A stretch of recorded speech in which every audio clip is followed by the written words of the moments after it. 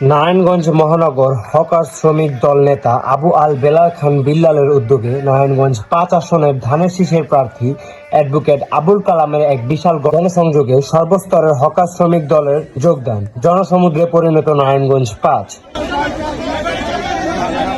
সোমবার ৯ ফেব্রুয়ারি বিকেলে নারায়ণগঞ্জ ৫-এর সর্বস্তরের হকারদের সাথে নিয়ে নারায়ণগঞ্জ মহানগর হকার শ্রমিক দলের সভাপতি আবু আল বেলাল খান বিল্লালের উদ্যোগে ধানের শীষের কাণ্ডারি নারায়ণগঞ্জ ৫ আসনের আস্থাভাজন অ্যাডভোকেট আবুল কালামের গণসংযোগে যোগদান।